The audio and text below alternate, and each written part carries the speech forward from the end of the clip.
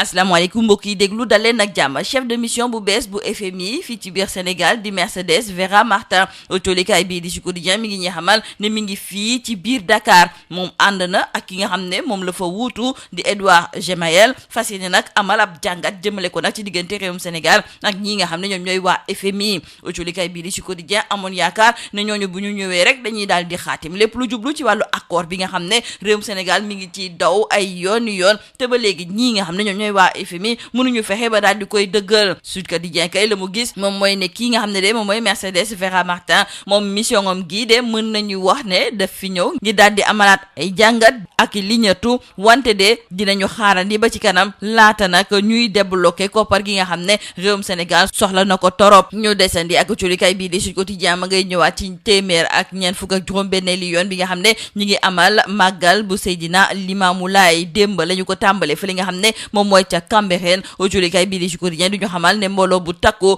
ñoom ñëpp sol yu weex ñu jóge fépp ñoom ñoo dajee foofu nga xam ne moom mooy ca Cambérène autolikaay bii di Rewmi Quotidien di ci yokk di xamle ne ci bésub woote Limaamu Laay googu ñi nga xam ne kon ñoom ñooy laayeen yi daal dinañuy woote ci wàllu jàmm ak tamit booloo doon benn Seydina Mouhamadou Lamine autolikaay bii di Rewmi Quotidien mi ngi ñuy xamal ne ci ay digle ak i jàngale Baay Laay rek lay wéy te it ci loolu lay woo laayeen yi ñu wax ci suñu gaynde yi nga xam ne yegg si nañu démb fii ci biir Dakar autolikaay bii di laas ñu xamal ne démb kon daal dinañu leen teertoo comme nu ñuy teeroo buur loolu it la autolikaay bii di Vox Populi daal di fësal ndaxte nee nañu démb moom ay héros la ñu daal di accueillir fa li nga xam ne moom mooy ca aéroport international Blaise Diagne autolikaay bii di Libération ne kon ñaareelu étoile daal dinañu koy tapp ci suñu ay mayo ñi nga xam ne kon ñoom ñooy suñu natango autolikaay bii di Les Échos di leen ci feelu di xamle ne suñu gaynde yi daal dinañu fi indi ndam te it ñoom daal dinañuy sigil réewum Sénégal pare nañu nag ngir war leen a mën a féete loolu autolikaay bi di enquête daal di fësal ci xëtam bu njëkk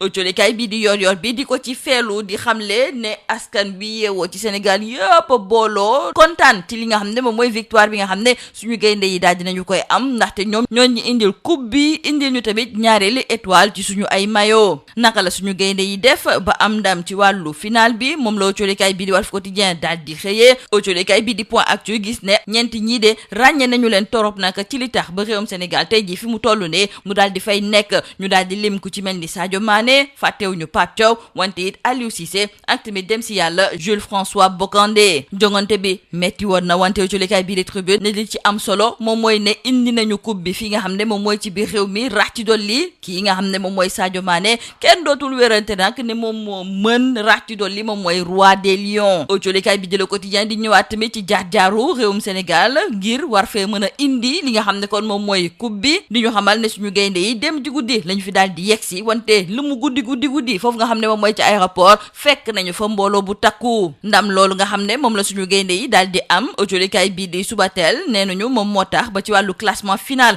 ñu daal di ci am place bu baax ndaxte ci àddina bi wërngal kàpp ñun ñoo nekk ci fukk ak ñaareeli place bi wante autolikaay bii di L'Info mi ngi xamle ne xew-xew yi amoon ci bésub final boobu dafa mel ni ne neexul dara waaye ñi nga xam ne ñoom ñooy waa FIFA waa CAF ak tamit fédération bu réewum Maroc ndaxte ñoom ñëpp ngi xàccandoo di dóorandoo ci kaw réewum Sénégal autolikaay bii di L'Info mi ngi ñuy xamal ne kii di Gianni Infantino moom bëgg na nag ñu indi ay daan teg ko ci kaw yenn ci ay joueurs sénégalais ak ñi bokk tamit ci biir staff technique bi CAF tamit bëgg na ñu indi ay sanctions jëmale ko ci ñi nga xam ne ñoom ñooy suñu gaynde yi li ni mel tamit moom la waa Maroc bëgg ndaxte nee na faw ñi nga xam ne ñoom ñooy waa CAF ak waa FIFA jël seeni matuwaay fexe nag ba amal ay daan yoo xam ne dañu koy teg ci ndoddu réewum Sénégal ndax nañu jëfee nag ci bésub final boobu ci li nga xam ne moom moo jublu ci wàllu arbitrage bi Malang Diédhiou moom moo koy naqarlu ci biir colikaay bii di L'Info di gis daal ne la xew ak tamit lii nga xam ne noonu la arbitre bii di Ndala daal di defee foofu nga xam ne moom mooy ca Maroc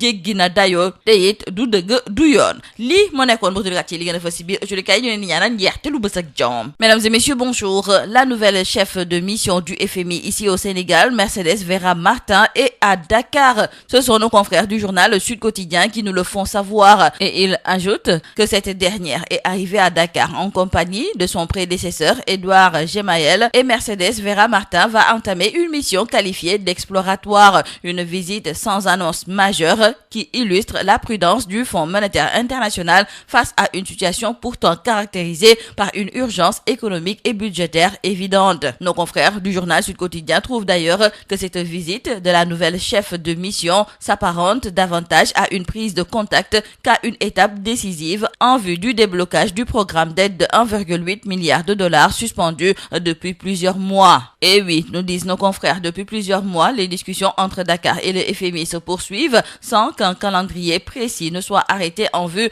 de la conclusion d'un nouvel accord. Les autorités sénégalaises multiplient les signaux de responsabilité et nos confrères nous rappellent d'ailleurs que le 9 janvier dernier, le Premier ministre Ousmane Sonko avait écarté toute hypothèse de restructuration de la dette, réaffirmant la capacité du pays à honorer l'ensemble de ses engagements financiers. Cette position, destinée à préserver la crédibilité du Sénégal auprès des investisseurs et des bailleurs de fonds, ne semble toutefois pas suffire à dissiper les réticences du FMI, ce qui fait dire à nos confrères que la mission en cours ici au Sénégal vise essentiellement à maintenir le dialogue et à faire le point des formules diplomatiques révélatrices de l'absence d'avancées concrètes. Restons avec nos confrères du journal Le Sud Quotidien qui reviennent sur la cérémonie d'ouverture du 146e appel de Seydina Limamou Laye. L'événement a démarré hier avec Cambérène qui a été le point de ralliement de milliers de fidèles tout de blanc vêtus venus de tous les horizons. Dans le journal Rewmi Quotidien, nos confrères nous parlent également de l'appel des Layennes qui a été l'occasion pour faire appel à la solidarité, à la cohésion et à l'unité. Selon nos confrères de Rewmi Quotidien, Seydina Mohamedou Lamine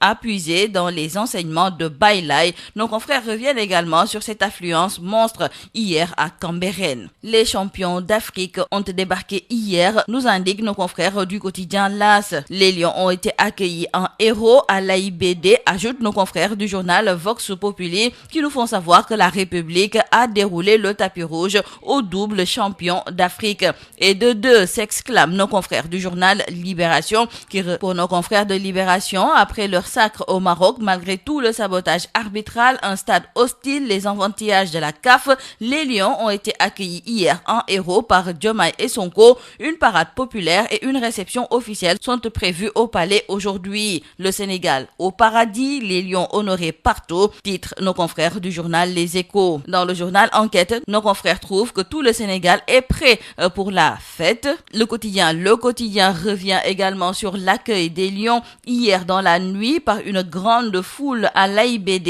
et nos confrères du journal Tribune d'ajouter que Sadio et compagnie seront reçus au palais de la République ce soir. Nos confrères qui reviennent également sur ce sacre douloureux et nos confrères du journal Subatel nous font savoir qu'après ce sacre africain, le Sénégal a atteint une historique 12e place mondiale par rapport au classement FIFA. Dans le journal Walf Quotidien, nos confrères nous expliquent d'ailleurs comment les Lions ont bâti leur sacre. Nos confrères reviennent notamment sur la maturité, un facteur déterminant, une possession qui asphyxie l'adversaire et une profondeur de banc impressionnante. Dans le journal Point Actu, nos confrères relèvent l'empreinte de 4 figures emblématiques qui, au fil des ans, ont mené à cette marche victorieuse du Sénégal à la CAN. Nos confrères nous parlent notamment de Sadio Mané, de Pape Thiaw, Aliou Cissé, mais aussi Jules-François Bocandé. Dans le journal Yoor-Yoorbi, nos confrères d'ajouter que Sadio Mané, Idrissa Gana Gueye, Edouard Mendy et toute la génération dorée ont offert au peuple sénégalais un moment de communion unique où le sport devient vecteur d'unité et de gloire et cette victoire dépasse le football. Elle résonne comme un symbole d'excellence et d'union pour tout un pays. Cependant, il faut signaler avec nos confrères du journal L'Info qu'après les incidents notés lors de la finale, la FIFA, la CAF et le Maroc accablent le Sénégal. Gianni Infantino condamne fermement le comportement de quelques joueurs sénégalais et des membres du staff technique. La CAF ouvre la voie à des sanctions contre les Lions et la fédération marocaine veut que la CAF et la FIFA sévissent. Cependant, toujours dans le journal L'Info, c'est Malang Diédhiou qui fustige l'arbitrage de Ndala et parle d'un scandale à Rabat. C'est tout à vos journaux et très bonne lecture.